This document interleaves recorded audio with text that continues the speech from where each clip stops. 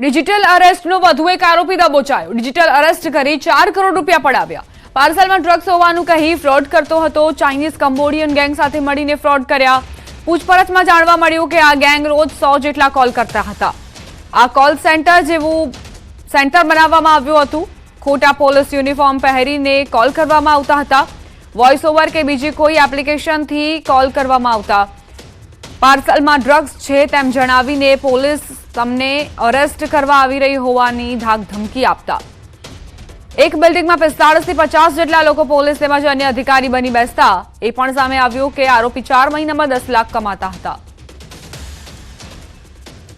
ફરિયાદીને જે કોલ કરીને અને જેમને ધમકાયું કે તમારે પાર્સલમાં ડ્રગ્સ મળ્યા છે અને આ વસ્તુ મળી છે એના કારણે તમે અરેસ્ટ કરવામાં આવશે। એ જે કોલ કરનાર વ્યક્તિ છે એમને આપણે ઝડપી પાડવામાં આવેલ છે। એ કોલ કરનાર વ્યક્તિ એમનું નામ જે ચેતન કોકરે મહારાષ્ટ્રના કોલાબા મુંબઈના નિવાસી છે અને એ અમુક લોકો સાથે મળીને અને આ વસ્તુઓની એ જે ગેંગ છે આપણે કહીએ કે ચાઇનીઝ કંબોડિયન ગેંગ સાથે મળીને એ આવી રીતે ફરિયાદીને કોલ કરીને પછી ફરિયાદીને ડરાવતા હતા અને એના પછી જ્યારે ફરિયાદીને બહુ ડર બેસી જાય પછી એ લોકો પાસેથી એમને પૈસા એ લોકો પાડતા હતા। ખેડા જિલ્લાના મહુધામાં એક વૃદ્ધ દંપતી ડિજિટલ અરેસ્ટનો ભોગ બન્યા। દંપતીને મુંબઈ પોલીસના નામે વોટ્સએપ કોલ કરી તેમના પાર્સલમાં ડ્રગ્સ હોવાનું કહી તેમને ડિજિટલ અરેસ્ટ કરી 61 લાખ રૂપિયા પડાવવામાં આવ્યા।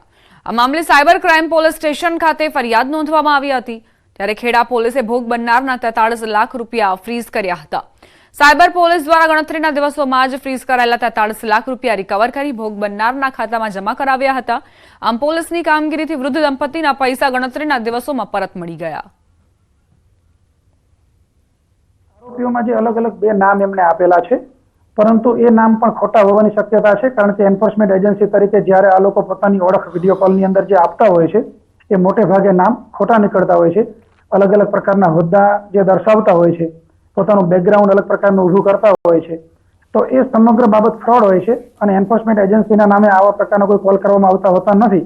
પરંતુ આ વૃદ્ધ દંપતી કોઈને કેમને આડોશી પડોશીમાં વાત પણ ન કરી અને પોતે ગભરાઈ ગયેલા અને ખાસ કરીને એમના જે સંતાનો વિદેશમાં સ્થાયી થયેલા છે એમની ઉપર લીગલ એક્શન લેવાશે એ પ્રકારની વાત કરી। જૂનાગઢમાં આપા ગીગાની જગ્યા સત્તાધારના મહંત વિજય ભગતનો વિવાદ શમવાનું નામ નથી લઈ રહ્યો। જી હા, સત્તાધારના મહંત વિજય ભગત પર તેમના ભાઈ નીતિન ચાવડાએ વ્યાભિચાર સહિતના ગંભીર આરોપ મૂક્યા। તો વિજય ભગતે આ આક્ષેપો અંગે જવાબ આપતા કહ્યું એના તમામ આરોપો ખોટા છે અને તે સમાજને ગેરમાર્ગે દોરે છે। તો આ વિવાદમાં હવે મેંદરડાના ખાખી મઢીના મહંત સુખરામદાસ બાપુનું આગમન થયું। તેમણે વિજય બાપુના સમર્થનમાં પ્રતિક્રિયા આપી।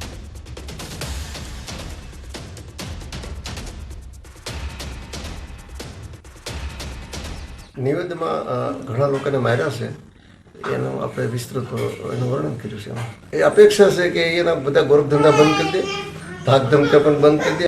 એની દુઃખ તિરક મારી પાસે ઘણી બધી છે। એના જે કૌભાંડો મારી ભેગો 14 વર્ષ રહ્યો છે માણા, મેં એને જ ભણાવ્યો છે। એ જગતના પડ ઉપર ખોટું બોલે છે। મારા ફાધરે એને 1 રૂપિયો નથી આવ્યો। હું નોકરી કરતો તો મેં જ એને ભણાવેલો છે। મેં એની પાસે પૈસા મેં કહેતા ભાઈ તું મેં તને ભણાવ્યો છે તું મને પૈસા આપી દે। એવો કોઈ ભ્રષ્ટાચાર અમારી પાસે કોઈ એવો ઉદ્યોગ નથી મલ્ટીપ્લેક્સ કે અમે એના ઉપર અમે ચાલી। આકાશી રોજી ઉપર અમારી સંસ્થા ચાલે, શ્રદ્ધા ઉપર અને સમર્પણથી। અહીંયા કરોડો રૂપિયા કેવી રીતે હોય? ક્યાંથી કરોડો રૂપિયા આવે છે? કરોડો રૂપિયા એમને કોઈ આપી દે? અત્યારે ગવર્મેન્ટના એટલા રૂલ્સ રેગ્યુલેશન ચાલે છે, એમાંથી કેવી રીતે 10-10 રૂપિયાથી અમારી આ સંસ્થાની આજીવિકા આવે છે, આ રોજીરોટી। એના જે આક્ષેપો છે એ એકદમ બ્રીફિંગવાળા છે, દબાવી દેવાના છે, વર્ચસ્વ ઊભું કરવા માટેના છે। પોતાની વાત સમાજમાં ખોટી બિહેવિયર કરી અને સમાજને ગેરમાર્ગે દોરવાની વાત છે। આપ મીડિયાના માધ્યમથી આપને ખબર છે આ વર્ષોથી આવો છે આગળ, એવો અમારો શું ઉદ્યોગ છે આગળ કે અમે એવી શું ફેસિલિટીવાળું જીવન જીવીશ। એના અંદર પણ એનો પણ કોઈક માર્ગદર્શક હશે। એ વ્યક્તિ આજે આવો દાવો કરે છે મીડિયાને કે ગવર્મેન્ટને કે કંઈ પણ બાબત ઉપર લઈને, એ પાયા વિહોણા આક્ષેપો છે, એકદમ પ્રલોભન અને એને કાંઈક લાલચ છે કંઈ પણ એ સમય જતા અમે આપશું। એવા સત્તાધારને જે લોકો બદનામ કરવાની કોશિશ કરી રહ્યા છે ને એ લોકોને અમે વિનંતી કરીએ છીએ કે તમે આસ્થાને સાથે ચેડા ના કરો। સત્તાધાર એકદમ બરોબર ચાલી રહ્યું છે અને સત્તાધારની અંદર જે મહંત છે પરમ પૂજ્ય શ્રી વિજય બાપુ સત્તાધારના સંચાલન ખૂબ સારી રીતે. રાજકોટથી સમાચાર. પાટીદાર સમાજને રૂપાલાની ટકોર. સાંસદ પરસોત્તમ રૂપાલાની સમાજને સલાહ. આસ્થાની સાથે સમાજને પણ આગળ વધારો. યુવાનોને વ્યસનોથી દૂર રાખવા અપીલ કરી. સોશિયલ મીડિયાના દૂષણથી યુવાનોને બચાવ. રાજકોટમાં ભવ્ય ઉમિયાધામના ખાતમુહૂર્ત પ્રસંગે મંચ પરથી બે હાથ જોડી ટકોર કરી હતી.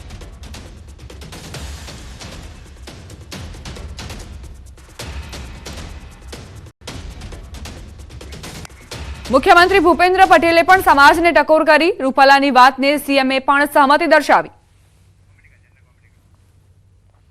પાટીદાર સમાજને રૂપાલાએ ટકોર કરી છે કે યુવાનોમાં જે સોશિયલ મીડિયાનો ક્રેઝ વધી રહ્યો છે તેને પણ કંટ્રોલ કરવાની જરૂર છે. સોશિયલ મીડિયાથી બચાવો, વ્યસનથી પણ યુવાનોને બચાવો. એમ આપણે શ્રદ્ધાના કેન્દ્રોની કાળજી રાખી અને માતાજીના ભવ્ય મંદિરના નિર્માણનું કામ હાથ ઉપર લીધું છે.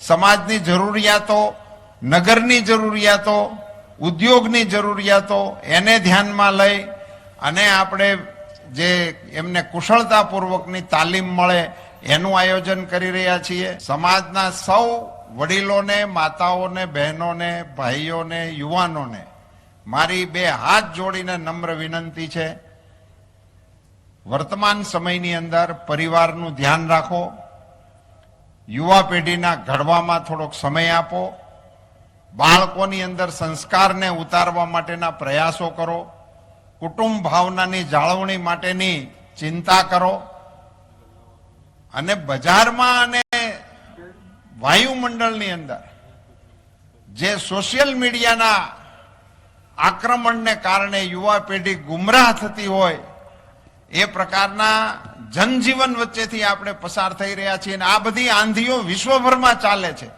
એનાથી આપણે અછૂતા રહી શકવાના નથી.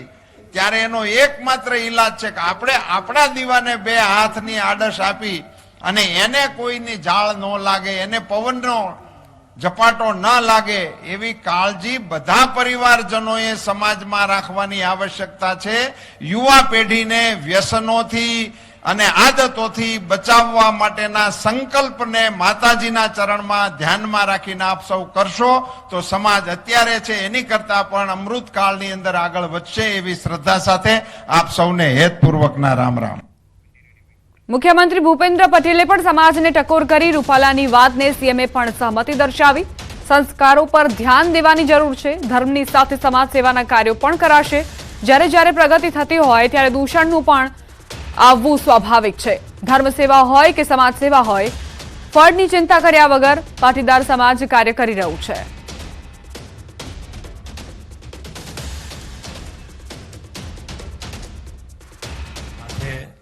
આવી જતું હોય તો આના માટે થઈને સરકાર પણ અત્યારે જાગૃત છે. એના માટેનો અમે એક પ્રયત્ન કરી રહ્યા છીએ. સેવ કલ્ચર, સેવ ઇન્ડિયા ફાઉન્ડેશન અને ગુજરાત સરકાર બંને થઈ અને એક કાર્યક્રમ દરેક ઝોનમાં કરવાના છે. એક અમદાવાદમાં એક કાર્યક્રમ હજુ શરૂઆત કરીને કર્યો છે, સાંસ્કૃતિક યોદ્ધા કાર્યક્રમ, અને વક્તૃત્વ સ્પર્ધા પણ કરીએ છીએ એની અંદર. હવે બીજો કાર્યક્રમ અમે સુરતમાં કરવાના છીએ, ત્રીજો રાજકોટમાં કરીશું, બરોડા કરીશું. એટલે કે દરેકે દરેક અત્યારે દરેક સમાજ માટે આની ખૂબ જરૂરિયાત છે કે ચારિત્ર ઉપર પૂરતું ધ્યાન આપવામાં આવે. મુખ્યમંત્રી ભૂપેન્દ્ર પટેલ જેમણે ભાર આપ્યો છે એ વાત પર કે યુવાનો જે ગેરમાર્ગે દોરાઈ રહ્યા છે તેમને પોતાના કલ્ચર વિશે, પોતાની પરંપરાઓ વિશે જાણકારી હોય. અમારી સાથે દિનેશ બાંભણિયા પાટીદાર આગેવાન જોડાઈ ગયા છે. દિનેશભાઈ, મુખ્યમંત્રી ભૂપેન્દ્ર પટેલ અને પરસોત્તમ રૂપાલાએ જે મંચ પરથી વાત કહી છે તેને લઈને આપની પ્રતિક્રિયા? જો બહુ ખૂબ સ્પષ્ટ અને ચોખ્ખી વાત કરી છે. હાલના તબક્કે જે પ્રશ્નો સમાજના યુવાનોમાં એક દૂષણના રૂપે એક ઘર કરી ગયું છે તેને દૂર રહેવાની જરૂર છે અને સમાજના બંને મોભીઓએ સાચી વાત કરી છે. કારણ કે અત્યારે જેમ જેમ પ્રગતિ અને મોડર્ન જમાનો આવતો જાય છે એમ યુવાનો ગેમિંગ ઝોન, નશા અને અન્ય લતોમાં સંડોવાતા જાય છે. એવા પ્રશ્નો બહુ ખૂબ બની રહ્યા છે. દિનેશભાઈ, સામાજિક ધોરણે એ પ્રકારના કાર્યક્રમો કરવામાં આવશે? કારણ કે હવે તો મુખ્યમંત્રીએ પણ કહ્યું છે અને સાંસદ પરસોત્તમ રૂપાલાએ પણ કહ્યું છે કે એવા કાર્યક્રમો થવા જોઈએ જેથી યુવાનોને પ્રેરણા મળે અને તેઓ સમાજમાં પોતાની આગવી ઓળખ ઊભી કરી શકે. જી, બિલકુલ સાચી વાત છે. કારણ કે એક જાગૃતિ તરીકે અને સમાજમાં જાગૃતિના કારણે જ આ દૂષણને ડામી શકાય એવા રસ્તાઓ છે. તંત્ર હોય, ધાર્મિક સંસ્થાઓ હોય, સામાજિક સંસ્થાઓ હોય, એ બધા સાથે મળીને આના માટે એક જાગૃતિ આનું આયોજન થાય એ ખૂબ જ સમાજના હિતમાં છે ને જરૂરી છે. દિનેશભાઈ, જે કાર્યક્રમની વાત મુખ્યમંત્રીએ કરી કે અમદાવાદમાં પણ કાર્યક્રમ યોજાવાનો છે, સાંસ્કૃતિક કાર્યક્રમ છે, વડોદરા, રાજકોટમાં પણ યોજવામાં આવશે. પાટીદાર સમાજ પોતે કઈ રીતે આગળ વધશે આ કાર્યક્રમોને લઈને? મેં આપને કીધું એમ ધાર્મિક સંસ્થાઓ, સામાજિક સંસ્થાઓ અને સમાજની દરેક સંગઠનો આ બાબતમાં સહયોગ કરે અને સહયોગ કરવાની સાથે સાથે એક જાગૃતિના અભિયાન થકી એક આ લોકો સુધી વાત પહોંચે તો એનો સારો ઉકેલ આવી શકે છે. આભાર દિનેશભાઈ અમારી સાથે વાતચીત કરવા માટે. પાટીદાર આગેવાન જયરામભાઈ પટેલ અમારી સાથે જોડાઈ ગયા છે. જયરામભાઈ, મુખ્યમંત્રી ભૂપેન્દ્ર પટેલ અને સાંસદ પરસોત્તમ રૂપાલાએ મંચ પરથી જે વાત કરી છે, તમારું શું કહેવું છે, તમારું શું મત? અમે બેન સિત્સર ઉમિયાધામના માધ્યમથી અને ઊંઝા ઉમિયાધામના માધ્યમથી એક વ્યસન મુક્તિનું અભિયાન ઉપાડ્યું છે કે યુવાનો વ્યસનથી દૂર રહે. માતાઓ અને પિતા બે પણ ગંભીરતા લે કે વ્યસન ના કરે. એનો એક અમે દાખલો આપી છે કે સ્વામિનારાયણ સંપ્રદાયમાં ગુરુકુળમાં જે વિદ્યાર્થી ભણતા હોય, કોઈ પણ સમાજના હોય, એ ગુરુકુળનો વિદ્યાર્થી જીવન પર્યાપ્ત નિર્વેશની રહે છે. તો સમાજમાં સમાજના આગેવાનો છે, માતા પિતા છે, બધા આ વિષયમાં ગંભીરતા લે અને સમાજના યુવાનો વ્યસનથી દૂર રહે એવું એક સમાજનું અભિયાન છે. એના સંદર્ભમાં એને કીધું છે કે ભાઈ વ્યસનથી દૂર રહ્યો બધા. જી, આભાર જયરામભાઈ અમારી સાથે વાતચીત કરવા માટે. રોકાઈશું એક નાનકડા વિરામ માટે. આપ જોતા રહો ન્યૂઝ 18